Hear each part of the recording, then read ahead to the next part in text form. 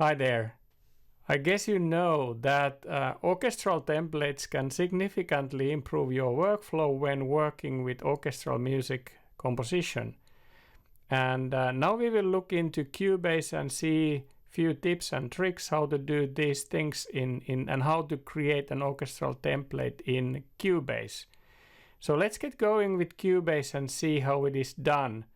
And I will go through three different approaches: a simple one, a bit more advanced one, and a truly professional one where you actually offload the DSP into a separate instance and a separate machine altogether.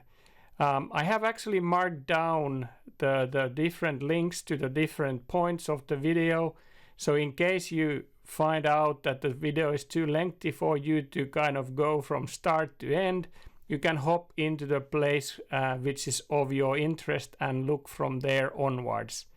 Alright, let's get going. Alrighty, so in Cubase, when you are creating a template, it's good to do a project out of which you can then save it as a template. So that's what I'm doing as well. I'm firstly doing a project, but then after I have done the project and I'm happy with all the routings and all the settings, I save it as a template. So the most basic approach of template and orchestral template is that you have each instrument is in its own track, and every instrument is its own instance. So here in this basic example, I have used actually a free VST from Spitfire Audio, Symphony Orchestra, BBC Symphony Orchestra, and this cover version of it. So this is something that you can download for free and start building your orchestral compositions. So with this one, the approach for you would be that you'll create a track, and then you say that, okay, this track is for violin. Then when you go to the next one, you will basically then have a violin 2. And then if you go to the last one, so you have basses. So that's very straightforward approach. Common practices in this case are also that you can actually group these individual instruments into a bus that you can create basically, and a folder that you can create in Cubase quite straightforward. So you go and select the tracks, and then you can do a key command by adding a group track, and then say that it's a stereo track, and create it outside of the folder. So that's basically what you can easily do. Let's undo that, and so if you would like to group all the brasses into a own bus and a folder for a more easy kind of management of the template, when it grows a big one, it's good to group things and have them in folders, so you can hide things that you are not working with. So let's do it again, and let's name the folder then accordingly. So this is BBC Brass, and now let's name this one as well.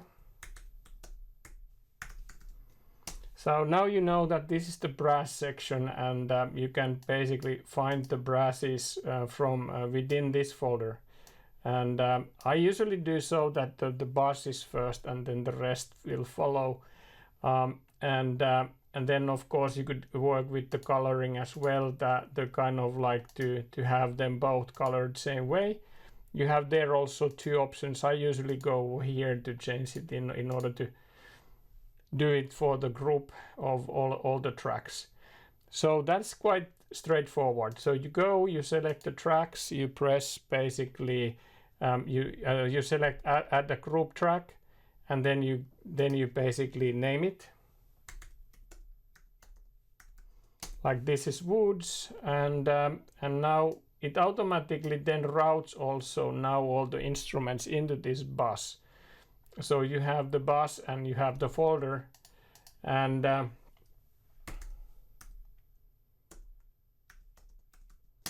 And once you have those, and then of course you can go also, you could go all and select them all and recolor them if you want to use something else like pink.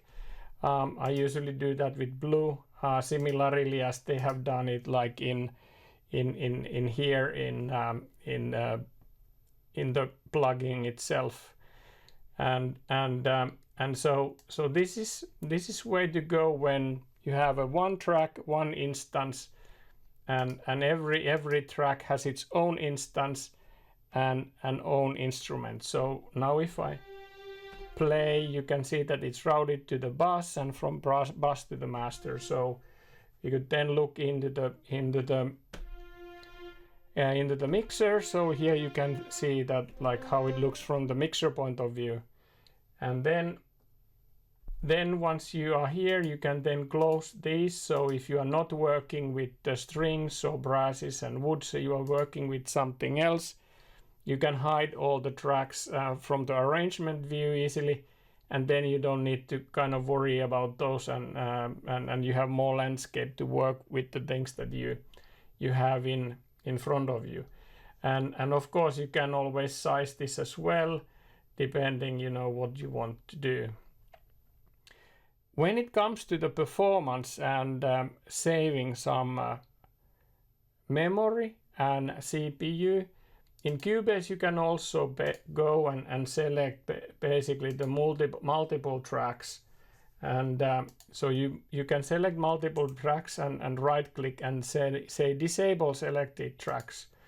So this will actually now offload them, and then they will not consume memory and CPU at all, or at least not that much that it would make a dent in your performance or memory use.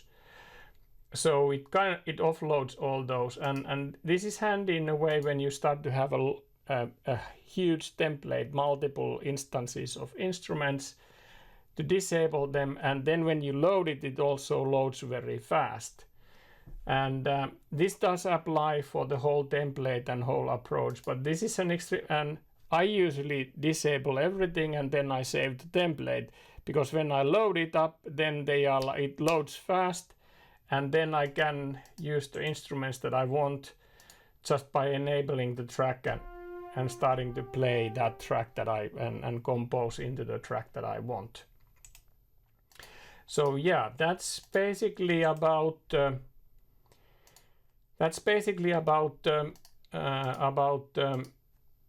simple approach, how to do track per instrument, how to group them, how to disable them and enable them from the memory and CPU usage point of view.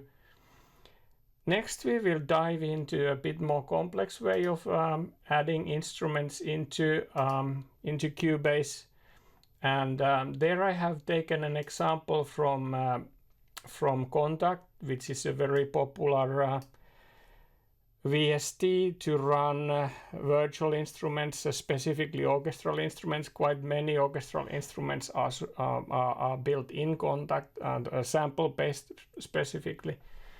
So now once you load a Kontakt has an ability to actually host multiple instruments within one instance, so that will save you a bit of a CPU and memory. And how do you do that is that I have now a simple instance and simple strings. So if I play that, it will play the strings, and that's pretty much it. But I can extend now this into a point where I actually add all the instruments that I want into the single instance of Kontakt, and I do a MIDI and audio routing within Cubase. So let's go and search for Neo and add few others here. So we'll add the strings, and we will add the woodwinds, and then we will add also the brass. So I took this in a sense because it's easy to demonstrate how this is done in practice. one thing that people are suffering about is how to route audio in Kontakt and how to kind of create outputs so that they get correctly mapped. Like now every instrument of this is basically omni and mapped to the first stereo, but that's something that you don't want because you won't have every instrument its own output from Kontakt to Cubase. But there is one very simple trick that you can do.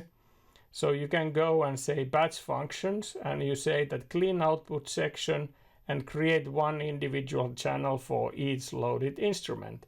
So Kontakt will now do the job for you, and you don't need to do manually any of this mapping. So now I have an output for strings, A, B, and then woodwinds and brasses. So that's easy as that. And now everything is channeled. It also changes in here. You can see the output is changed accordingly to the strings A, B, woodwinds, and brass. So that's the easiest way to do the audio routing out from Kontakt. The only thing that you then need to do is that you MIDI in. You need to kind of do manually mapping on that. So you go and say that this one is channel 2. This one is channel 3, and the last but not least is channel 4 for the brass. And now you have done everything that needs to be done in Kontakt. So you can basically close the side pane, and also if you want, you can basically also dismiss the output section. So you have the instruments here, and now we will move into Cubase. So in Cubase then what you need to do is that first you need to get the audio out for all those 4 instruments, and that is quite straightforward in Cubase as well. So you need to go here, and now you basically see that the first one is always the string A, as you saw, it's the first stereo channel. So this is 1 and 2. But then you will need to add the others, like the strings, the woodwinds, and brass. And as you notice now also that the thing that it did in Kontakt is reflected into Cubase. So it's very easy for you to know that, okay, this is the channel for the strings B, woodwinds, and brass. And then if you go into the section now to look on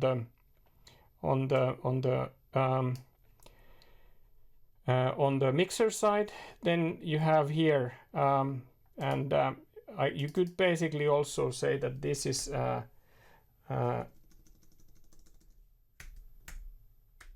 let's say this is Albion strings A. This is basically Albion strings B.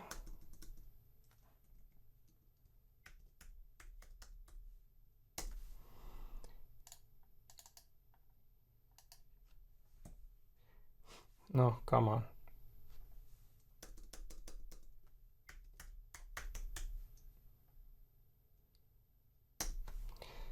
And then the last but not least, Albion brass. So you can rename the channel strips, and then you know kind of what you have. Then if you go into the arrangement view, you only see the one that is here, but you don't see the rest.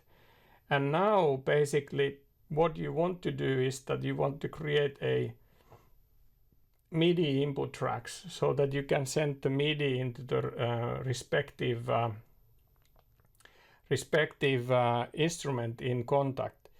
Because if I now play this by default, the strings will send the MIDI into the strings, but nothing else will play. So how to do that is that it's as straightforward as going here, and now you need to select the MIDI track, and it will basically automatically say that, hey, go into the Albion Neo and then, but not channel 1, but let's go to the channel 2, and then say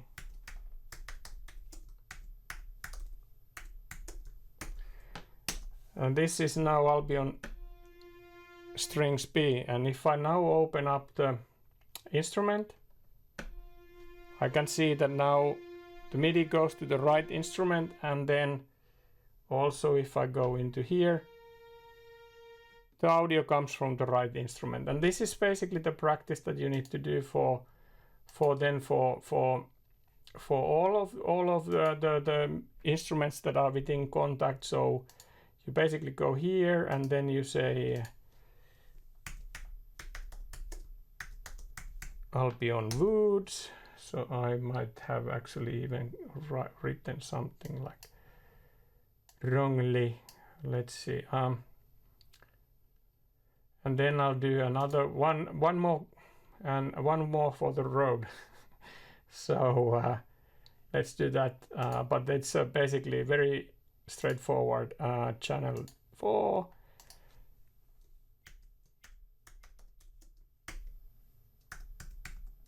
And that's I'll be on brass. And I want to say I want to have them in the same order I have them in basically. And actually, interesting enough, if I press an instrument here, it will bring me the one that is linked into this MIDI channel. And now if I play, I can play the brasses. And then if I go into the woodwinds,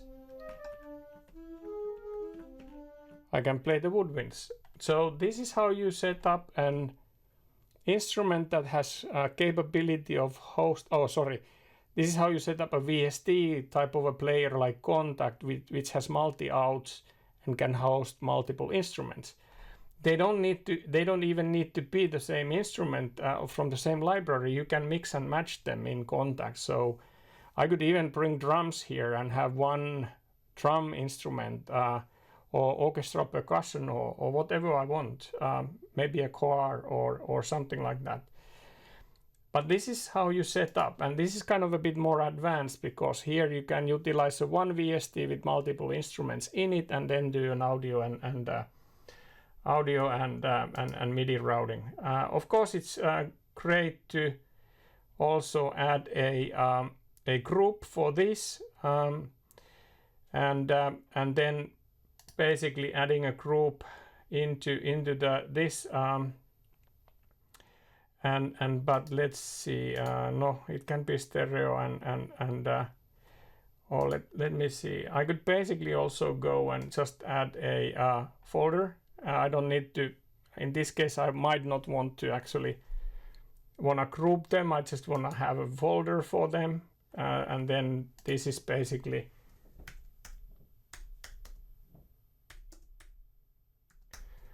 I'll be on Neo group, and now I can bring all these into that group. Hello, like here and there. So now when I close it, I don't see any of these, and then of course I can work on the coloring again, like similarly that strings were green and then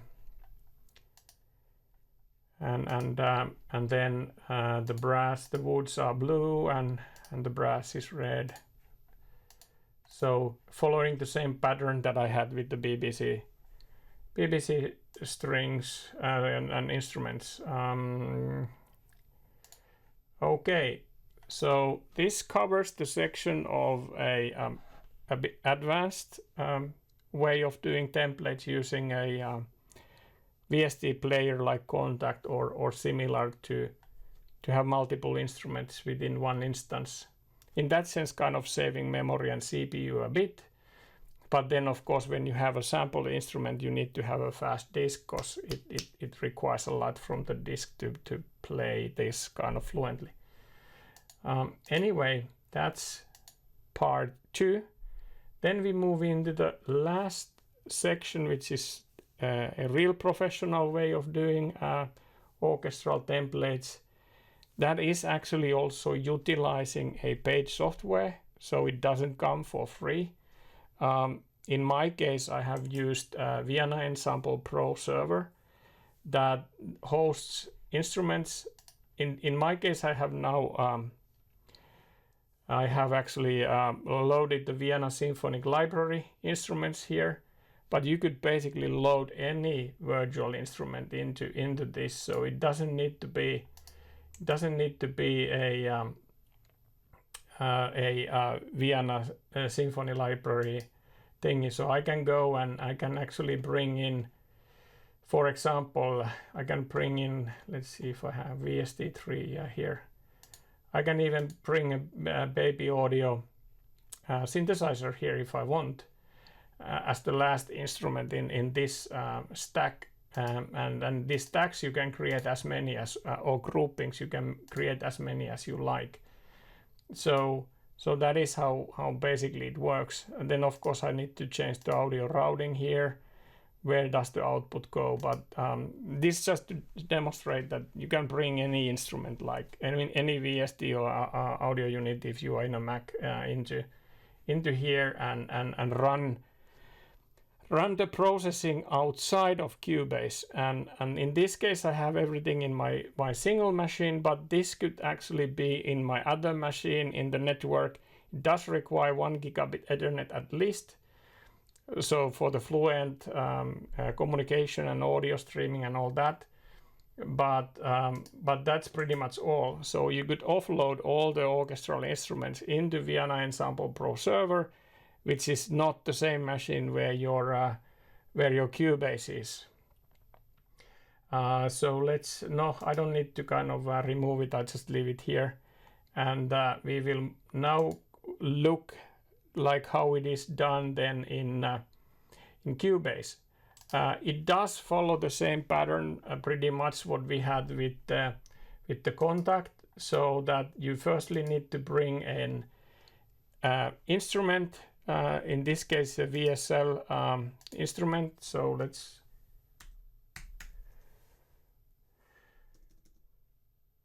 no, not media, instrument please. Let's go there, and here you need to basically bring in the instrument here, and in this case it is not connected to the server. So in order to use it I need to connect into the server. I have this connected into the strings, but this will now connect into the Woodwinds instance. And now I can see that it's active. And then how to kind of utilize this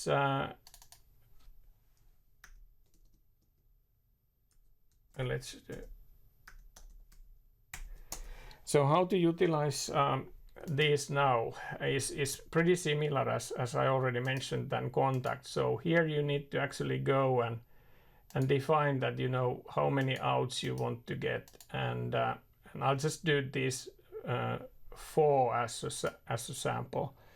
So if I now go here, I can see that I have violin 1, 2, viola, cello, and double bass. But then here you can see the routings. So this actually starts from 3 and 4, 5 and 6, 6 and 7, and so on.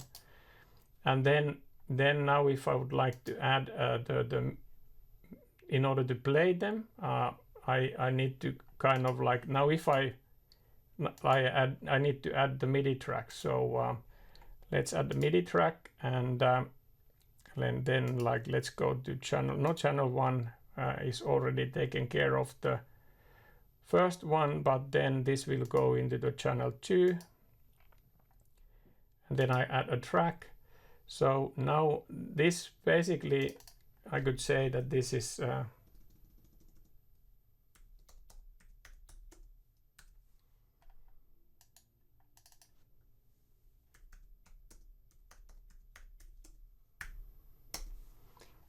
so this one is a violin 1.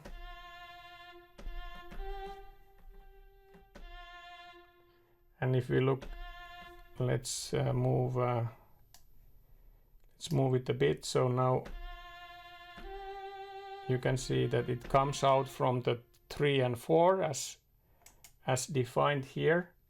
So the violin is playing here in an external server, and the audio gets routed back, MIDI gets routed there, but you can do that in real time. So that's how it is. And then if I now move into the violin 2 and I do the same thing, let's play first. Play over here, and sorry, let's go into here. You can see that the audio, the MIDI is routed correctly into the violin 2, and then again the audio gets routed to violin 2. So I can now I can actually, this is not anymore, sorry, this is the VSL.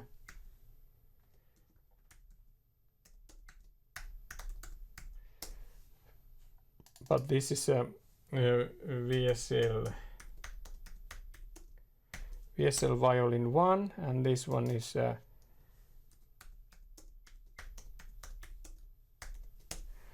and then of course you would do the same for each and every kind of track that you have here, and so it doesn't change the the picture at all. I could also have a own MIDI for that one, but now this is the first. But I could also do like here, I go here and I add a MIDI and I put it into channel 1, and now I have this as a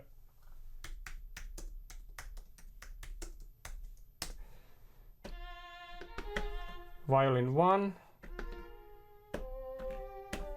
and violin 2, and then again I can basically now make a folder for these and say that is VSL strings,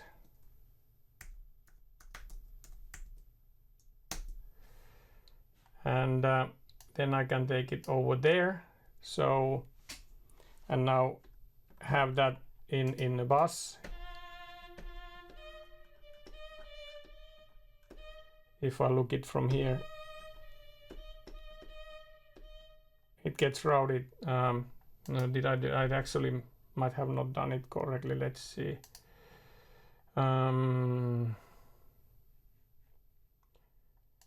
Let's undo. Okay, so I'll select. Yeah, but by the way, there is only one, so it is basically then grouping that into, so because these are only MIDI channels and the rest is audio channels here. So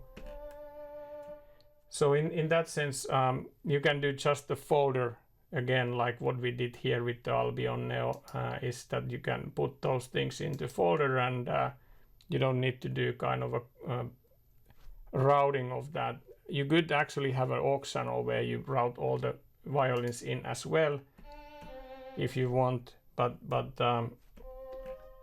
this is now just demonstrating the ability of using an external DSP like Vienna Ensemble Pro, how to configure that with and how to use that with Cubase to route MIDI into an external server or external DSP server, and then how to route the audio back in, and how to configure these audio channels and MIDI channels.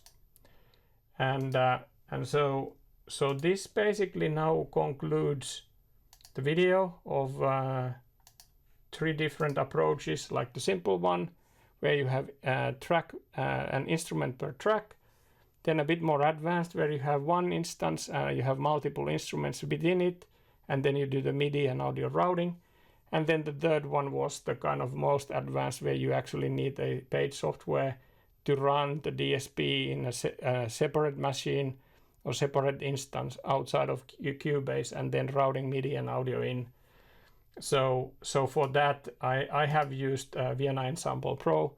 There is other options as well available, but this is the most widely used and most robust one, what I know. There might be others as well, and happy to hear in your comments below if there are some other good DSP offloading capabilities than Vienna Ensemble Pro.